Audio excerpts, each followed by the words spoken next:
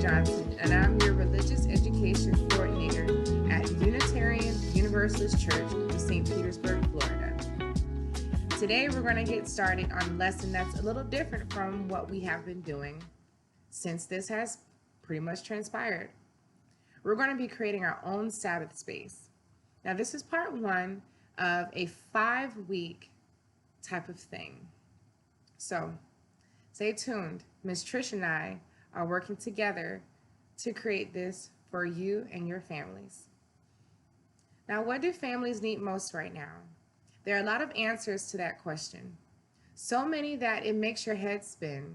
Stay healthy, keep active, check in with family by Skype or Zoom, Facebook Messenger, wash your hands, cough into your sleeve, watch Netflix, binge Hulu. In the midst of all this advice, the voice of religion can sound a bit odd. Here's the answer. In times of trouble, let's be sure to keep the Sabbath. In other words, be sure to set aside time and space for worship, rest, and connection. Simply put, that's what this particular resource, this 5-week segment is all about. We want to help families carve out the Sabbath space in their homes for their weekly schedules. We want to honor the ancient spiritual wisdom that stays in worship, that says worship, rest, and connection are a must, not extras, to be fit as we can, especially during these trying times. But what does that look like when we're cut off from our church buildings? Well, says the voice of religion with a smile, who says you can't build a space of sacred in your home? In fact, home worship and home altars are a central part of family life for so many different religious traditions. Catholics call them home shrines. Hindus fill them with their favorite gods and goddesses. Buddhists sometimes set aside entire rooms for theirs. Muslims place their prayer rugs in front of theirs. Some UUs have home altars too. Now, while all different, they also share a common goal: to create a space that helps one stay connected to what is sacred and nourishing. And who of us doesn't need that right now? So, what might your UU home altar look like? Well, that's what we're going to discover and create together. Each week, you'll get a Sabbath toolkit from us, Miss Trish and I, with instructions for adding a new piece to your home altar, a family worship service to celebrate that addition, and some after worship activities to help your family lean into Sabbath rest and connection together. So I want you parents to also be sure to review the newsletter, as there are activities that's posted in that newsletter and some helpful hints that maybe we may talk too fast or not talk fast enough. Some of those tidbits are on the newsletter for you to simply click to and lead you out to another link. For this particular time, we're going to get right into our worship. And Miss Trish is going to guide us with our centering sound and opening words. Hi, my name is Jade from the Unicorns group, Miss Trish's class, and I have lots of friends and stuff. Anyway, let's do the chalice. We light this chalice for warmth of love, the light of truth, and energy of action. Hello, everybody. This is Miss Trish with the Unitarian Universalist Church of St. Petersburg, Florida, and I'm here with the lesson for June the 7th for the UU Unicorns group. But everyone is invited to join us. Our theme this week is family worship. So we are going to start by setting the scene of getting quiet and centered. And we will move from our regular time into this quiet and sacred space. And to signify that, I'm going to ring a chime on my app. Here it goes.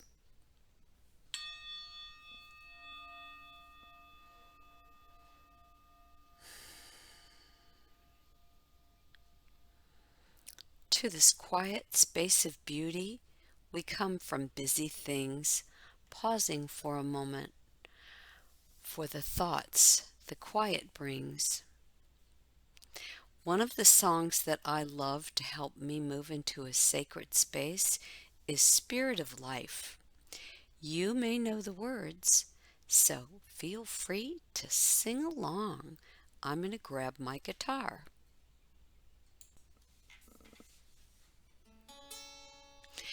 Spirit of life, come unto me. Sing in my heart all the stirrings of compassion.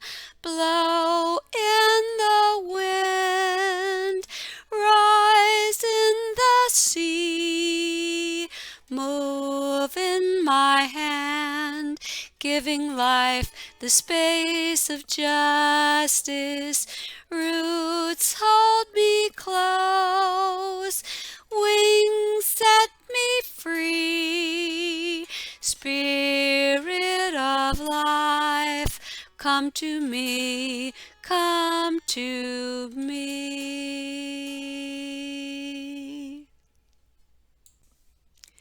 Now that we've established a sacred time and space where we have come together, let's share our gratitude and grace. We listen to each other. It's a holy act to share our joys and sorrows. With grace, it flows on back. I'll go first and share something that I have a lot of gratitude for, and I consider it a gift of grace. I am so grateful for my love of singing. My love of singing has brought me lots of friends, and it has enriched my life tremendously and helped me learn so much. And for this, I am very grateful. I would like you to each take a turn to share while others that are there with you listen. And if you're there alone, just go ahead and share anyway because you'll be listening. So it's a time to share and listen, and that's all. So go ahead and pause the video and take turns, and I'll be right back. Welcome back. Next, we're going to share something that's weighing heavy on our hearts, something that's causing us concern right now. For example, my sister was in the hospital for 3 weeks, and they did let her out last week, but she's still gravely ill, and I pray every day for her well-being and for her to know that she is loved and cared for, and for her to trust in the process of life. So I want you each to take a turn sharing and listening. This is not a time to try to fix problems, just a time for sharing and listening. And when we do this, it brings the struggles of others into our own hearts and into our own understanding. So go ahead and pause the video and come back when you're ready. Thank you for sharing that sacred time and space together. We have one more sharing. I want you to share what you liked best about that exercise. For example, what I liked best is when I was sharing about my sister, I had the chance to go inside and feel the love that was pouring out towards her, feeding her healing and her well-being. So thank you for letting me share that with you. Next, we're going to turn it over to Miss Jeanay and Jade for the meditation. I'll see you in a few minutes.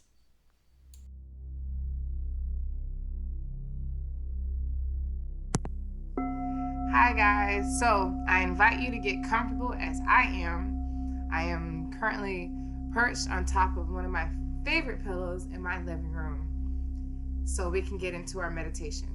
Okay? All right. So, first, begin by taking a deep breath.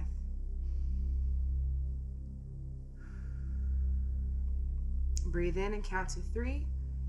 Then release at any pace that's comfortable. Take a moment to look at the chalice and focusing on your flame. Notice the way the flame dances, the way it grows large and then small, the way it casts light on the wall behind it and the table beneath it. Now close your eyes and imagine a flame inside of your heart. Imagine it slowly filling the darkest space of which it sits. As the space grows brighter, picture the flame casting a light and illuminated faces of some of the people you care about, but you haven't been able to see for a while. Maybe a grandparent, or a neighbor, or a friend. Pretend that you can say something to them. What would that be? Now, with your eyes closed, try to remember the sound that we started worship with. That chime that Miss Trish had started. I almost called her Miss Chalice. Did you hear it with your ears? Did you feel its vibrations in your body as well? Now think about the other sounds that you love, the wind maybe, the sound of rain, or birds chirping in your backyard, or those frogs that croak in the spring and summer. Take your time. Listen until you can hear them clearly. Now open your eyes, only a little bit, just enough to sneak a peek at the cloth that covers the altar we built earlier today. Once you've got a good look, shut your eyes again. Now think of that favorite blanket of yours, or imagine being wrapped up in the most comfortable blanket in the world. Doesn't it feel good? Imagine how warm it feels, how soft, just like when someone gives you a great big hug, just like when a friend is kind to you or you're kind to a friend. Who around you needs a little extra kindness? As you're following your breath, allow yourself to smile. It can be a big smile or a small one. Whatever feels good to you, let the happiness of that smile flow into your whole body. Now slowly open your eyes again. Look around at your wonderful family. And on the count of 3, say together 3 times, it's good to be together. It's good to be together. It's good to be together.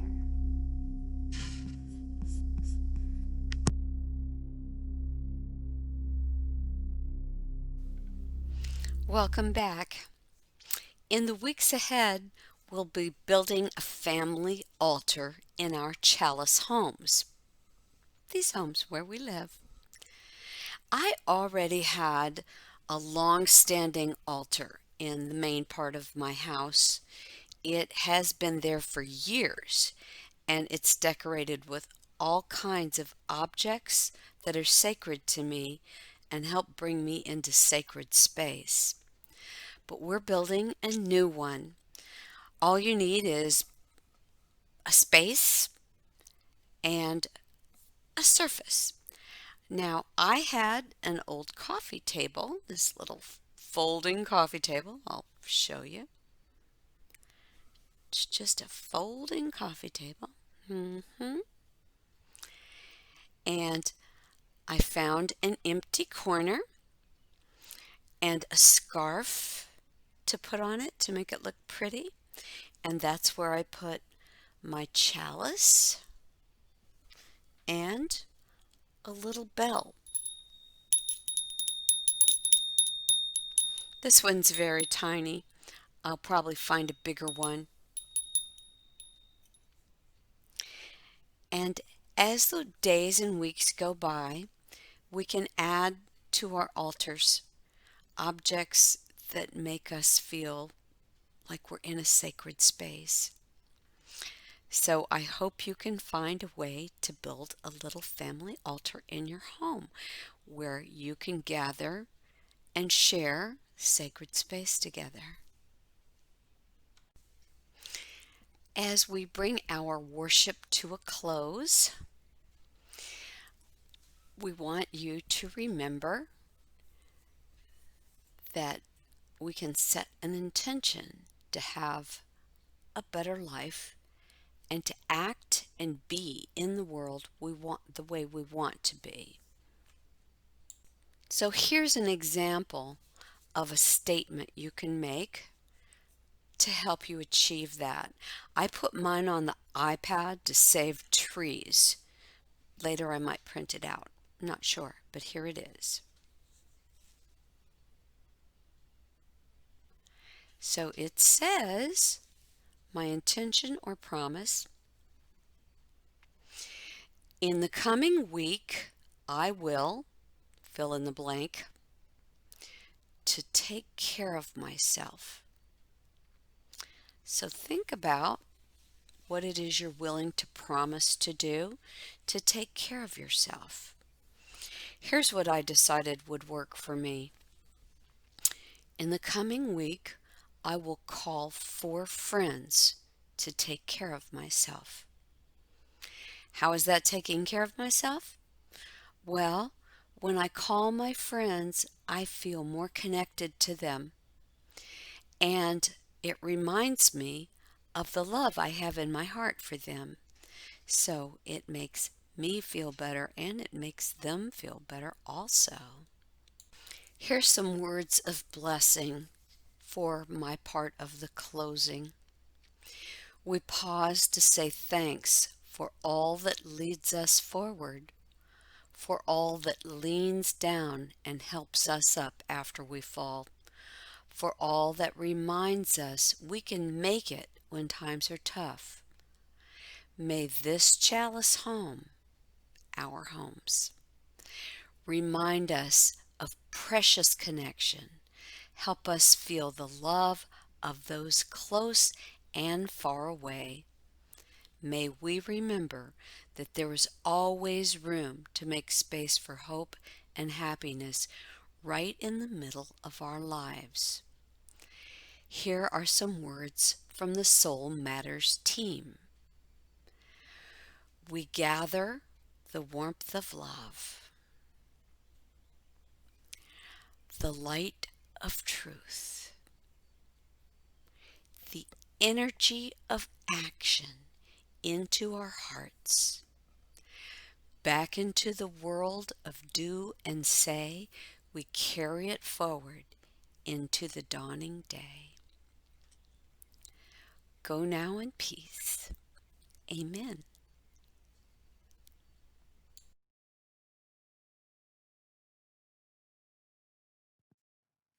So, thank you so very much, Miss Trish, for your contributions for today's lesson. I hope you families have enjoyed what we have put together for you in creating your Sabbath space. So, without further ado, I'm going to show mine. My chalice is lit. That's my favorite cloth. And over the weeks, we're going to build more and more onto this space so we can learn to share and expand and grow together as a family. Because even though we're apart, it doesn't mean we can't do things to be together. So what I want you guys to also take notice, there are many ways to restore spirits as a family. Home-wide, gentle, quiet can do it. Sharing a delicious, nourishing meal can do it as well. And laughing together does it too. So if you guys check out the newsletter, there's a couple little things I can have right at the beginning to show you guys what you guys can laugh about together. Now, this one particular game that I have provided the link at the end of this video is called the Ha game. Now, if you have a teen that knows this game, invite them to explain and demonstrate on how it works. Now, each family member lays on the ground on your biggest bed, or on the biggest bed. It's optional. Whatever surface is easy and comfortable for all of you, perpendicular to the next person, with one's head on each other's stomach. If there are 3 or more people in your family, join into a triangle or circle of sorts. If there are two people, you'll go back and forth. The person who says, ha, the next person says, ha ha, next, ha ha ha, okay? So I'm going to give you guys that link at the end of this video so you can see how it's done, okay? But in the meantime, please keep an eye out for the newsletters as it has important information pertaining to each lesson, especially in building our Sabbath space. I hope you guys enjoyed the lesson for today, and I will be seeing you all next week on YouTube. Bye, guys. Hi guys, this is my picture, and I actually colored it a little, but my mom printed it and says Union Church at the top, and like I put some colors and stuff